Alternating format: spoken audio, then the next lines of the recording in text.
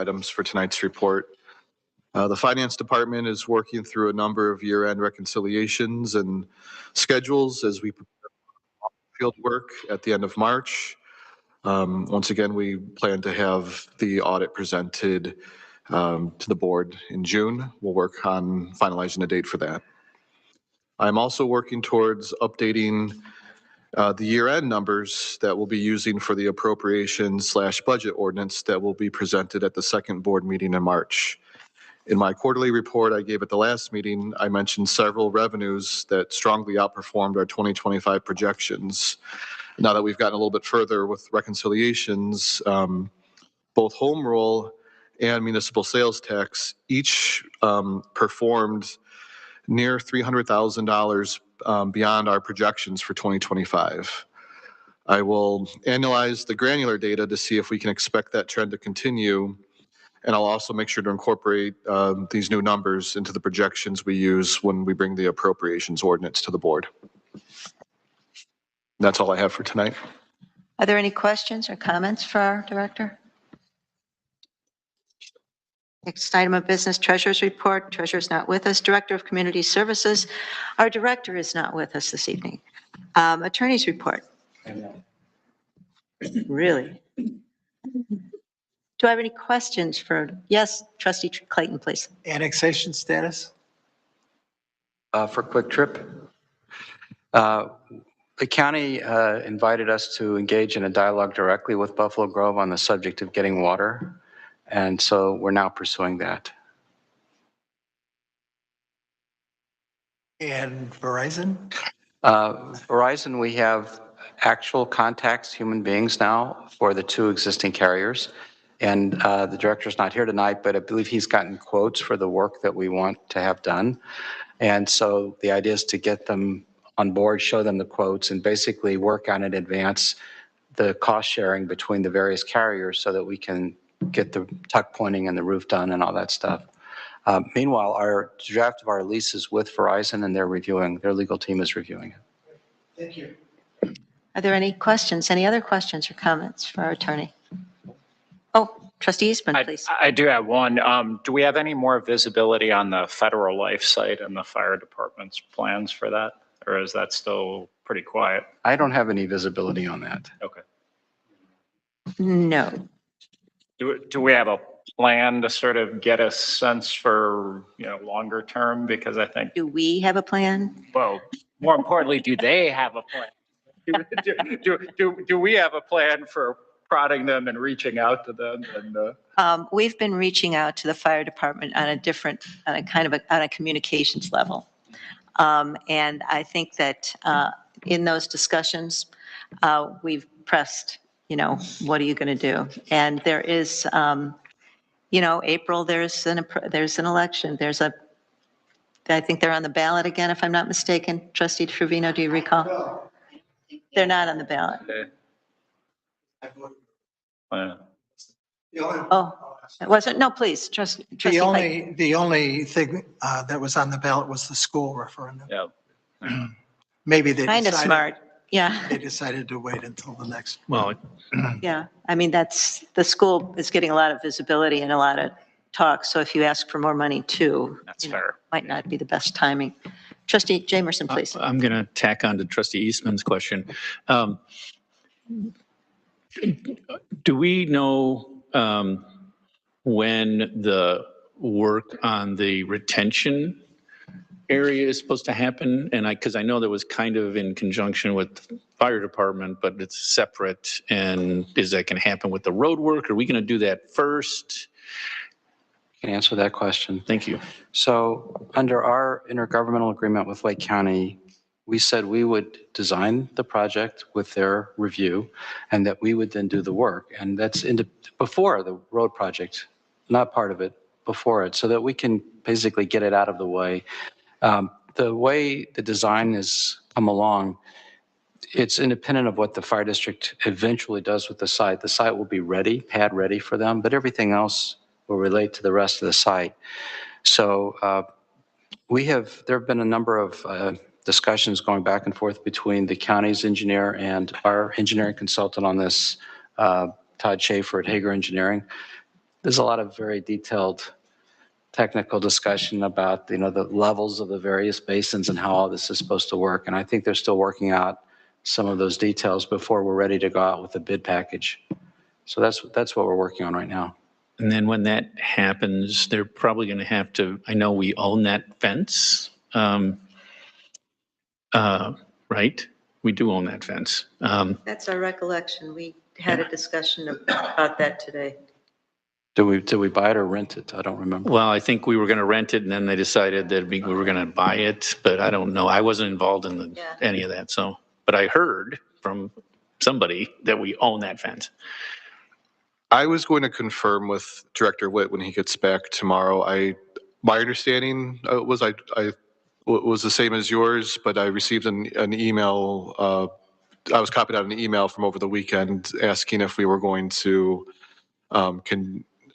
renew with the fence, and I was like, I thought we owned the fence. So I'm trying to clarify to make sure that I understand that correctly. I guess the reason I ask is because they're probably going to have to move the fence to do some of the work because right now the existing retention pond is not inside the fence. So, okay. All right, thank you.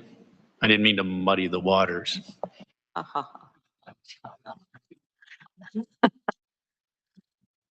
Okay, you get credit for that. Are there any other questions or comments? Okay, moving on. Police report, Chief? Yes, the activity since the first of the year is in your packets. And additionally, I have another incident to report on. I'd previously reported to the board that on January 23rd, that we responded to Ray's Auto Service on Saunders Road regarding the theft of 3 scrap catalytic converters by 2 suspects who fled the scene in their vehicle. Subsequent investigation into the crime led to the identification of the vehicle and both suspects. So I took the license plate that we had identified as being involved, and I entered it into our flock system as a custom entry, meaning that anytime it passed the Riverwoods camera, Riverwoods officers would be alerted.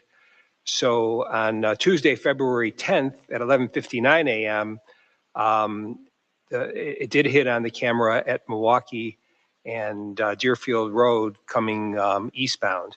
So we stopped the car on Deerfield Road on the as it was getting just before it got onto I-94, and we were able to identify both occupants as the 2 that were involved with theft, and we took them into custody. Subsequently to that, we were able to locate a storage locker in Chicago that they had access to. So on February 14th, Riverwoods PD executed a search warrant on a storage facility in Chicago, along with a detective from Lyons who was investigating a similar case in Lyons, who assisted with the search. Lyons has since charged the same 2 suspects with the similar crime.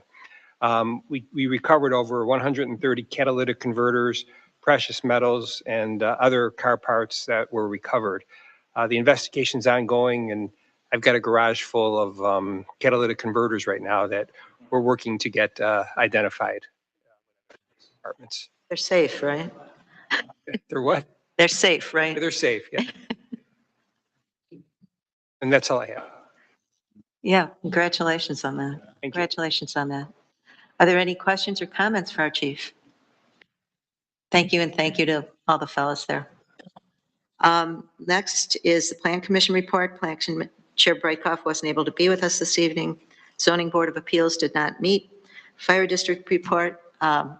Chief Kruger isn't with us.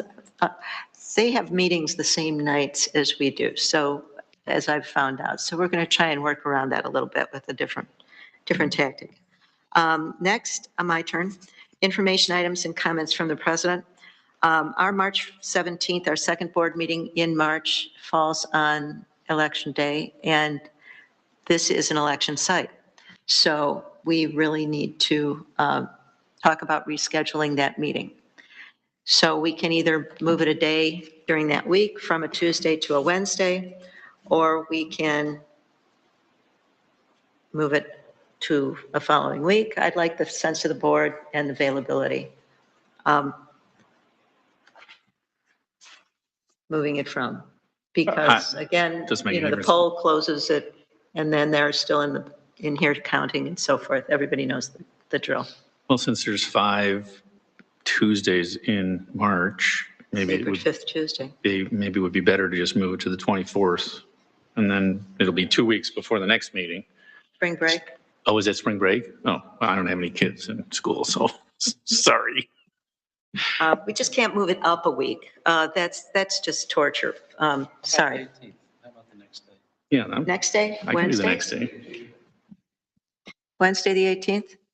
Do I sound okay? I have some focus groups. Ah, but what time do they meet? 5 to 7. Oh, Perfect. That's okay? yeah, Seven. Beautiful. yeah, okay, 18? Fine. All right, the 18th. We'll plan for that and we'll post it accordingly. I don't have anything else. Visitors wishing to address the board, items not on the agenda. So, Jim, I don't know, what do you want? Would you like to? Catherine and Russ aren't here, so I don't really know what to do here. Hello, I'm Laura Millman from the RPC, and I'm just here to say that our plant sale is going to be May 16th. Not exactly sure the times just yet, but our pre-sale for our native plants is going to be online shortly within the next few days, and we have a nice selection. So if you're looking for any native plants, you can order them on our pre-sale and they'll be here by May 16th. Have a nice evening. Thanks. And we are putting something in the newsletter, and I believe we have been as well. So are there any questions any comments? Okay, thank you, Laura. Okay, moving on then. New business. First item of new business is approval of a donation to the Deerfield Parents Network in the amount of $2,000. And I believe we have some representatives from the Deerfield Parents Network to introduce the request. Thank you.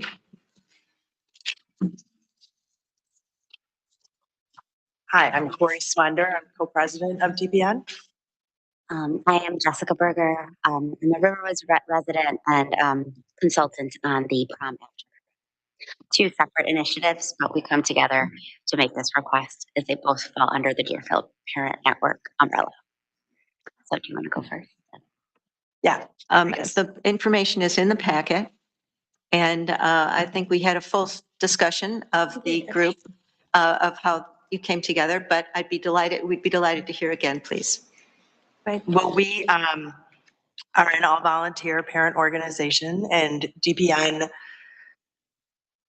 the after party falls underneath it, but we run programs throughout the year that we feel benefit the parents in the community. And they are from junior high through high school programs. Our next one next week is Teens in the Law, and we bring in a panel of a judge, a prosecutor, a local policeman, and the parents and kids can come. Well, this one is usually just parents that come, and it's kind of a panel of question and answer. And we have several things like that. In February, we just did a college recruiting one, where that's run by the CRC at Deerfield High School, and they bring together a panel of students, a career counselor, college counseling, and we just kind of work with the schools and see what we feel the families and parents need for support and offer programming.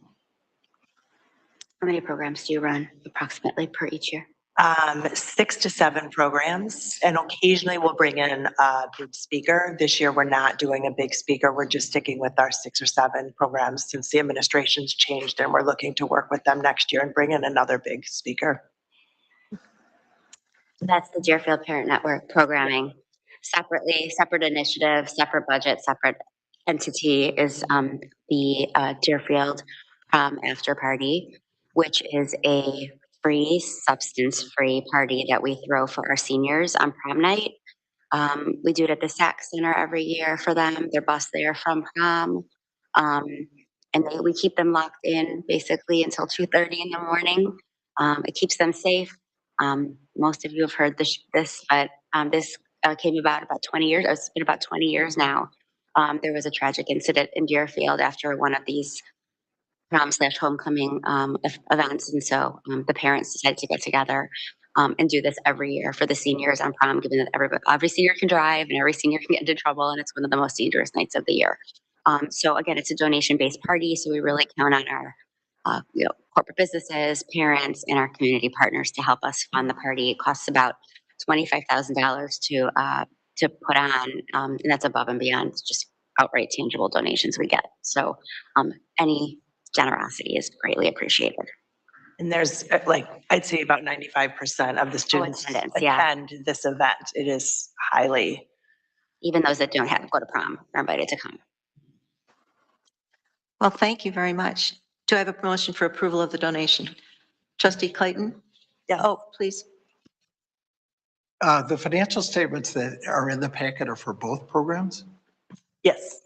There should be the programs run under individual or completely separate financial entities. So there should be one budget line item, one budget for the Deerfield Parent Network, and one separately for the prom after party. There's a budget line item in there for the after party.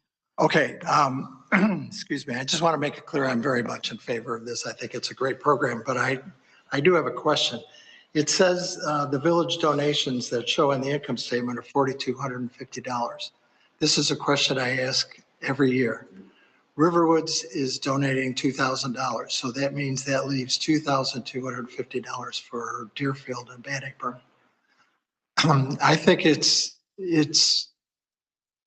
not right that Deerfield doesn't, apparently, at least as I understand it, donate more for these programs. So my question is, when you go into Deerfield and ask them for a donation, do they tell you no, or? No, I mean, since I've been here now, we've just sent out the same request for the same amount every year, and they just send us the check. So we haven't upped our offering to them or anything. We've just asked the same. I've been on the board for roughly 7 years, and I ask the same question every year. Are you guys going to ask for more money from Deerfield in order to support the program? And I really think that you should. Okay, I can put that in my notes. Yeah. It's understood. Sure. It's Yeah. understood. Yeah. Trustee Trevino, please. I was just going to ask about how many kids go to that after party. Of course. It depends on the class size. The class sizes vary, so the population goes up and down, right? So it's been over 400 kids. I haven't seen it much lower than 350. Okay. So anywhere between 350, 400 plus kids, depends on how big each individual class is. But like I said, we get about 95% of them come to the party. Because for perspective, we have about, at the last numbers that I looked at, were about 200 kids that go to Deerfield, or to Deerfield from Riverwoods. And about 70% of those go to Deerfield High School. A few go to Stevenson and other places. So hearing the question, I just wanted to provide that because it does give some relative balanced questions. It's about 10% of the student body is from Riverwoods. That's my understanding. Trustee Jamerson, please. And I was going to tack on to Trustee Clayton's comment. I'm all in favor of this, believe me, don't get me wrong. But we do ask this question every year. And I think that next year, if that number is the same and we're contributing almost half of the village donations, you're going to get even more pushback. So that's just my comment. I'm all in favor of it, but. Motion? That's valid. Sure, I'll make that motion. Yeah. Yeah. I'll second. Oh, too late. Okay. Roll call, please. Trustee Eastman? Aye. Trustee Jamerson? Aye. Trustee Raff? Aye. Trustee Smith? Trustee Trevino? Aye. Trustee Clayton? Aye. Motion carries. Thank you very much, and thank you for the work you do for our students. And thank you so much for your generosity. Really appreciate it. Thank you. Next item of business, approval of an agreement with HR Green for professional ecological services. I would ask our village attorney to walk us through this, please. Well, Steve Zimmerman has been our village ecologist since 2015. And had been at home in a number of engineering firms. You've recently changed and is now employed with HR Green. So without committing to use HR Green for everything else, we wanted to have just a basic form of agreement that said that this employee of yours will be available to perform these services of the village ecologist.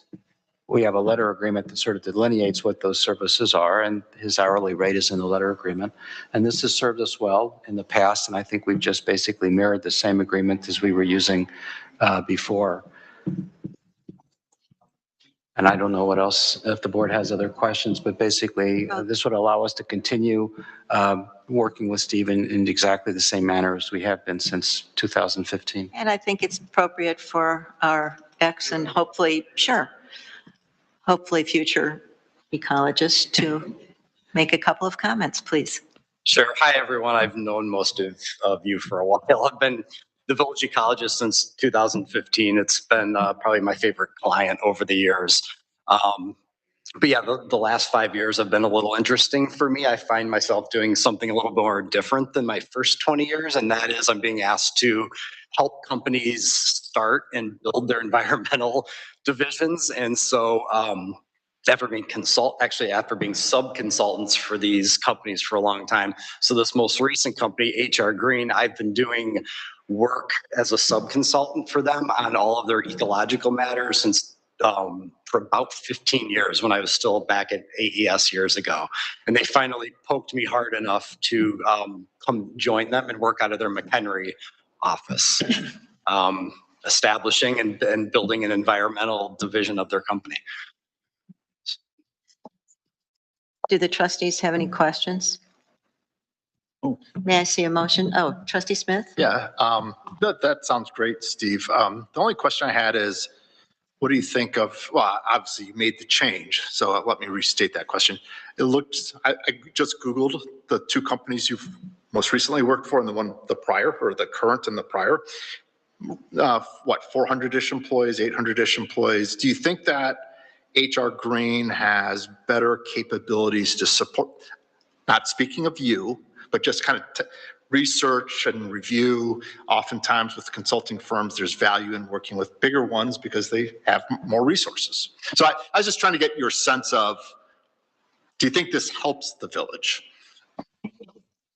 So that's to be determined. Aside from me, I know I'm actually more of like the bigger companies. There's more resources, but often they're not local. I know we're looking at some other like sustainability maybe and some other things. So we do have the McHenry office, there's an Aurora, and there's a Mokina. So the McHenry office is the one I work out of that has like 30 or 40 employees. I just started a week and a half ago. So but I knew it's funny because I knew half the people when I went there already because of working with them in the past. So it's up to the village, like how local you want the person, right? Because people work with people. So that's a hard question to answer, but they have all the capabilities that I need from them. Most of what I do, it's just me, and I pretty much do all the work and meet with all your residents and village and meet with your staff and everything. It's, you know. Do I have a motion for approval pending legal review? So moved. Second. Is there any further discussion? Is this an aye or a roll call, please? Roll call. Trustee Jamerson? Aye. Trustee Raff? Aye. Trustee Smith? Aye. Trustee Trevino? Aye. Trustee Clayton? Aye. Trustee Eastman? Aye. Motion carries.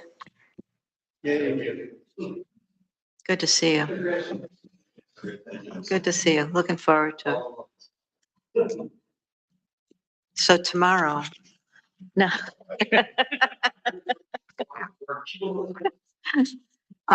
Okay. The next item of new business is a discussion, possible approval of an electronic sign policy. We sent around a draft and it's open for comment, open for adjustment. One of the things that I noted, it talked about taxing bodies, and I think we need to be a little bit mindful of the fact that special service areas are taxing bodies. So we want to be a little, again, maybe we want to be more specific. I don't know. But that's one area that I thought might need a little work. Does anybody have any other areas that they'd like to talk about? Anything that particularly resonated? Anything that you think is over the top? Or would you prefer to funnel your comments back to me and we can try a second draft unless the board wishes to approve something this evening? I mean, the main Discussion. thing I would just remind the board is a policy, which means it can be amended at any time. So if you start using it and you find it doesn't work, you can later amend it, right? Trustee Graff, please. Yeah, I think the policy is a good one. It covers our needs. I did think there was a little bit of I won't say inconsistencies, a little bit of verbiage that needed to be cleaned up a little bit. So I think we should wait before we approve this at this time. Also, I think there was a limitation to the number of times a organization could use the board. And I think AA uses it more. I think it was 12 times a year, and I think AA uses it more. Yeah, 52 times. They use it every week because they have a meeting every week. Either we'd need to make an adjustment or an exception or something in that circumstance. Okay. All right, I will send a reminder message to the board, asking them to please review and send comments by us a date certain, and then present the revised version to you at a later date. Does that make sense? Agreement? Okay.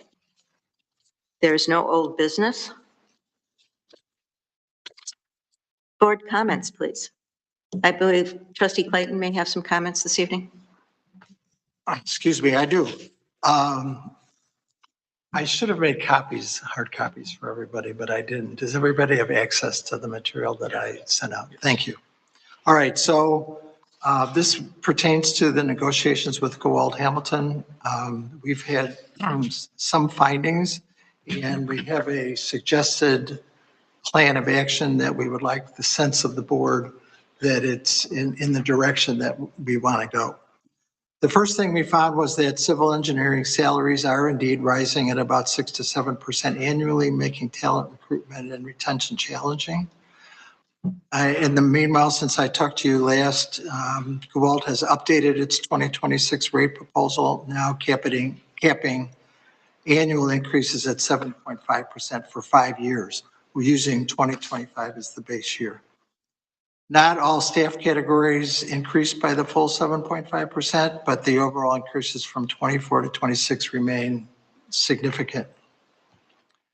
The board at the last committee of the whole meeting asked the staff to define Gowald Hamilton's current scope of services, and that scope analysis will not be ready until mid-March. However, the Director of Community Services believes that transitioning away from GHA, if desired, is feasible and it can be done in an orderly manner. That's just another data point. When we compared rates, our preliminary comparisons show that GHA's pre-2024 rates were below market. The current proposed rates are generally in line with market rates with some variation by staff category. And we've included the Oak Park rates in the accompanying spreadsheet to serve as a reference. So the negotiating team, consisting of Trustee Jamerson and me, seeks the board's approval on a counter proposal highlighted in yellow on the spreadsheet. This proposal limits increases to the lesser of 15% rise from the 2024 rates rather than the 2025 rates, or a 7.5% rise from the 2025 rates, whichever is least. And when you use that as a formula and you use the number of hours that we consumed with Gowald Hamilton this last year, that would imply an increase of from 2025 to 2026 of 4.7%. That follows the very substantial increase from 2024 to 2025.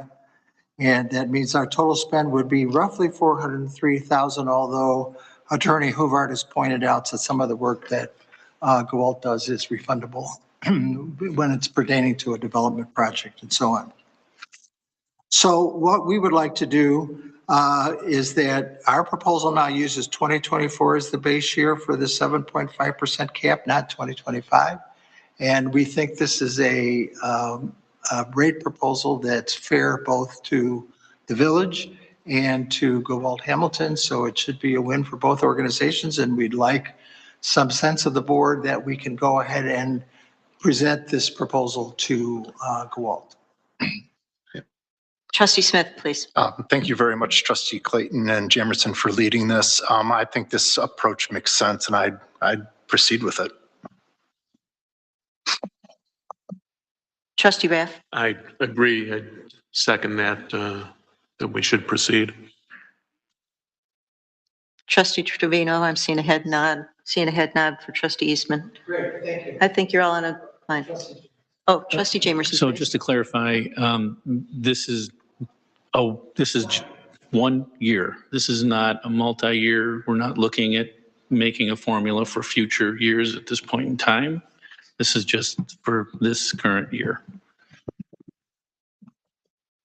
Okay. Does that change anybody's opinion? Good job. Go forward. Go ahead. Thank you. Thank you very much for that. Are there any other comments from the board? Trustee Raff, please. Yeah, I'd just like to let the board know that Director Witt and I have met with Tesca in regards to the Port Wine Boardwalk. They have some nice ideas, some very nice renderings. Director Witt and I made some contributions as well, asked them to incorporate a few things. And we've asked them to be prepared to present to the committee of the whole as soon as we can fit that into our committee schedule. That would be the next one. March, it's right here, March 2nd. Yeah, They said they would be ready, so. wonderful, wonderful. Any comments on that? March 2nd. Okay, all right. Anyone else? Anyone else?